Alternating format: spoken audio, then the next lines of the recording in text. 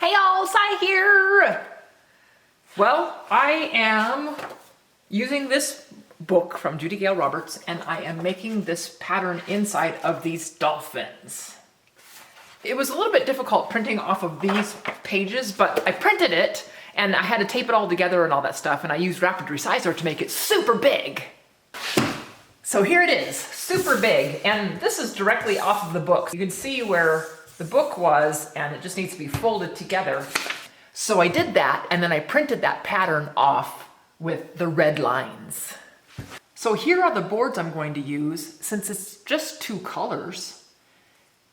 And I printed off a little tiny page so I could make sure to mark off each time I had the piece cut out.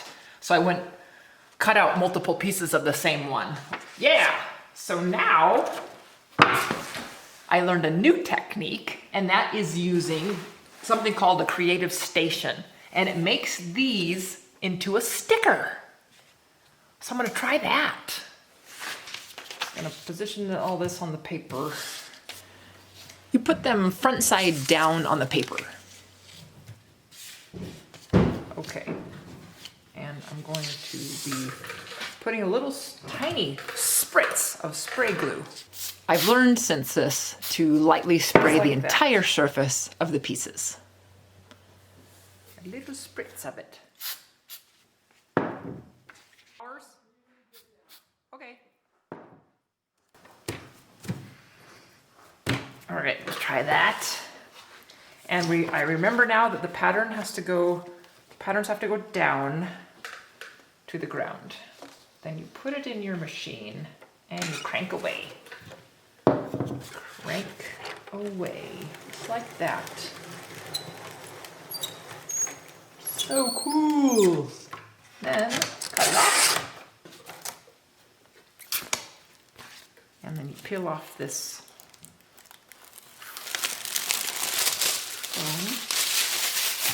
film.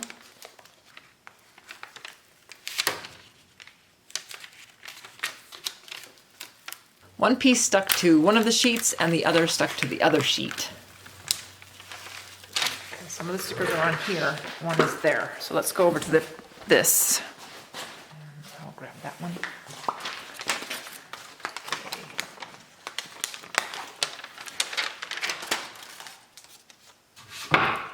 Let's put it on. Look at that.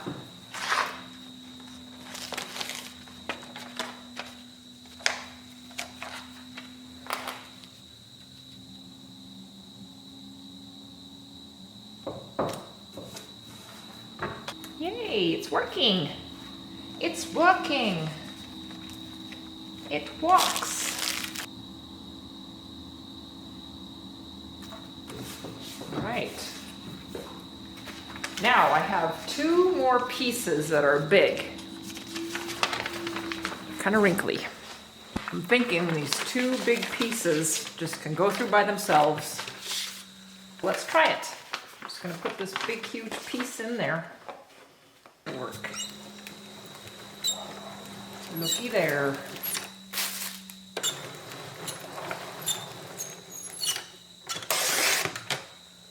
Great. Let's try it.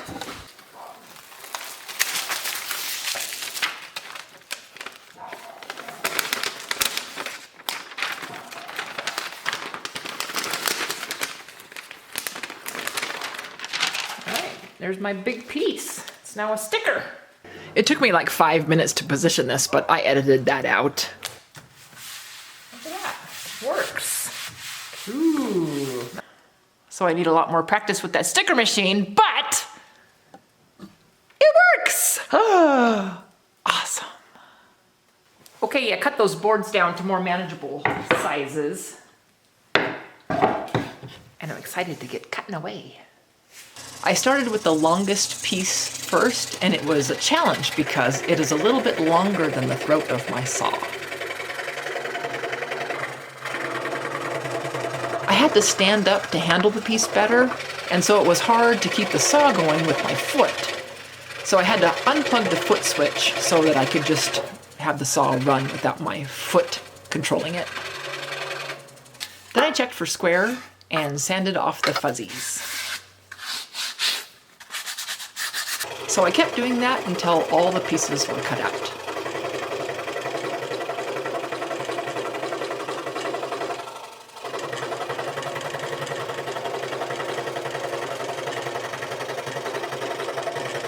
Then I removed the papers, and I love this part. Since I'm not laying it on a pattern, I'm just going to trace it onto my table. The reason for this was to make it easier to see how the dolphins line up with each other once I get to sanding and shaping. I made some sanding shims, so that means I need to flip everything over to put these on the back side. So flipping it over, it's always a challenge. See if we can do it.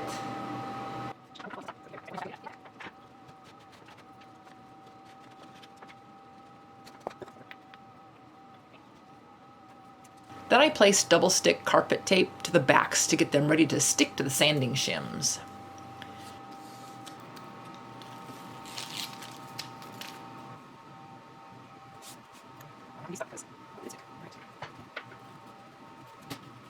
Okay, now for the next one. The next one.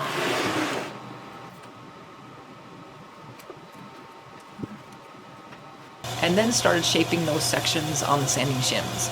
I used the pneumatic drum sander with 100 grit paper.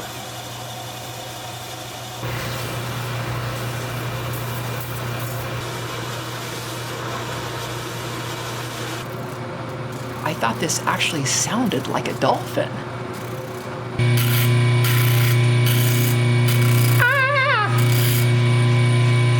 Then I moved on to the flex drum, which has 220 paper on it. Then I removed everything off of the sanding shims and cleaned off any tape. Then I went over all those pieces individually to smooth them up where they may have needed it. Then again I went over everything with 220 sandpaper, this time by hand, and I smoothed the edges. Alright, the eyes. I'm going to try to make it with some white and black wood, ebony and poly. I took a dowel and traced the circle as round as possible, and I traced 2 circles. I taped these pieces together with double-sided tape, and I cut the circles I drew. See if it worked. Let's see if it worked.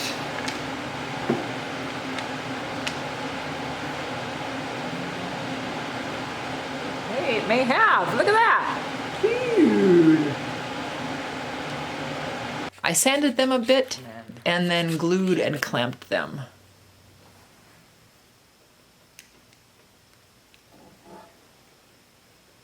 And when they were dry, I shaped and sanded them first with the flex drum, then did some hand sanding.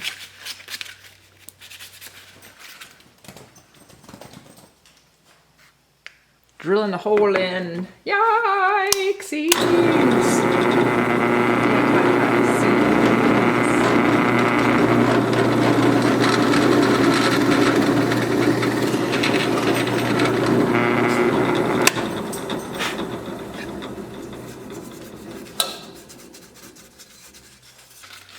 Then sanded that drilled eye hole and tried it in to see how much more shaping I needed to do. Quite a bit. So I sanded it down some more until it fit and also burnished the ebony to help make it shine.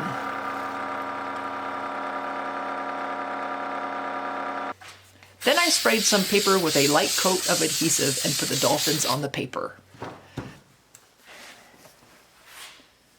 Then traced around them to make a pattern for the backer board. I found that using a mechanical pencil for this is better than a regular pencil, only because a mechanical pencil has plastic along the graphite, so you won't mark up your project. Then took it off and cut out around the pattern area just to make it more manageable. I have this thick brown paper, so it wants to curl up. Thinner paper may be better for this, but this is what I have, so I just use some glue bottles and water to hold it down. I grabbed a piece of 1/4-inch plywood and then sprayed the backside of the pattern with the adhesive. I flipped it over and attached it to the backer board. Then cut it out on the scroll saw, and I didn't use the foot switch again so I could stand up. These big pieces are just crazy. I used Old Masters gel poly for this project. I've been wanting to try it out for a long time, and I found out that it's available at a local hardware store here in our town. I was getting it ready by scooping out a pile of the gel, and I got a phone call. So I turned the camera off, and I forgot to turn it back on after I had already coated most of the pieces. So sorry about that. This stuff you wipe on, and then after a few minutes you wipe it off. And then you let it sit for about 6 hours, and then you do it again. So it's a long process, but I was hoping the results would be awesome. Then I went back to the backer board and I sanded the edges. This is only the second time I've done a backer this way, so I think I used way too much spray adhesive, so that brown paper was really stuck. Thankfully, a friend commented that I can use mineral spirits to remove any sticky residue. And sure enough, it worked like a charm, so thank you, Paul's Messy Workshop. Then I tried a new thing and I put ebony stain on the backer, covering both the front and the back. And when that was dry, I started gluing things together. I had put the eyes in place too already by this point. I glued a few pieces and then let them set up for about 20 minutes. Then came back and glued a few more pieces and let them set up. And I kept on doing that. And this takes longer, but I really like it because the pieces don't shift. When those first pieces are all set up, the next pieces can be snugged up right next to them, and it just makes it lock in place. The longest piece ended up warping. See how it rocks? So I thought, well, I'll glue it and put some weight on it, and hopefully it will re-warp to the shape of the backer board. So I glued it, put a clean rag over the top of it, and placed some bean bags on it. And I didn't have to be concerned about the other pieces shifting under the weight of the bags because the glue was already dry everywhere else. And when it was all set up, I took those off and it worked. But wouldn't you know it, there were areas where the backer was showing. So I used the Dremel to sand down those areas of the backer. Then I carefully restained those spots. Then, since the backer was stained, I used another little piece of plywood to put a verse on. I picked Psalm 146:6, and it says, "He is the maker of heaven and earth, the sea and everything in them. He remains faithful forever." And I tried the inkjet transfer technique this time for the verse, but I used the toner heat transfer technique for my logo. Then signed and dated it with the handwriting technique.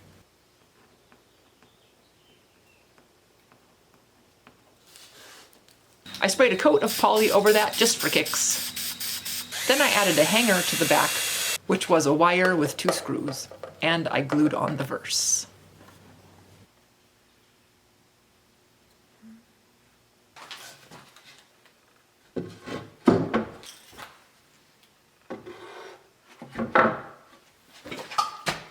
So these are approximately 31 by 15. Yeah. And it was a real challenge cutting that one there. Yeah, on my scroll saw. I have that long throat on it, 22 inch. But yeah, this thing is like 23.